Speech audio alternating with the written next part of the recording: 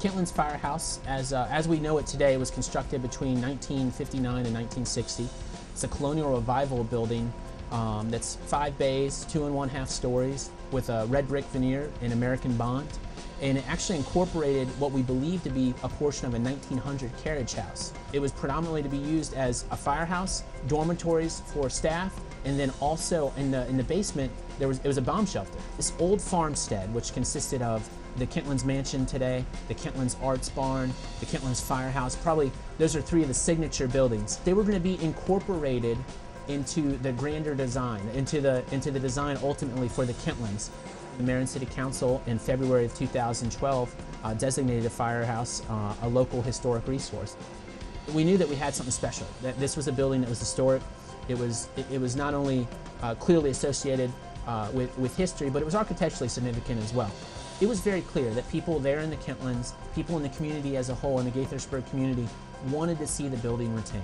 The winning proposal came from the Krukowski family, who wanted to adaptively reuse the firehouse and turn it into a single-family residence. This project seemed impossible to us in the beginning. We really, getting the firehouse, there were so many steps to actually getting it. We weren't sure it would ever happen. Just having a house that is part of history, and that you can do what you want with. You can save the old, but basically inside make it anything you want. This house is very special, and as you can see, we're preserving this. The greenhouse was a very important part of Kentlands. Even though it is our private property, we really want to keep that community feel.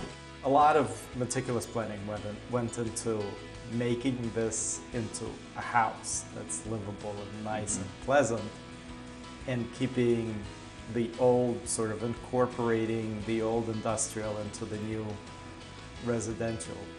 The old entrance into the basement was definitely too small for a residential house. It wouldn't meet code. So we made it into a nice niche for display and created a different entry into the basement.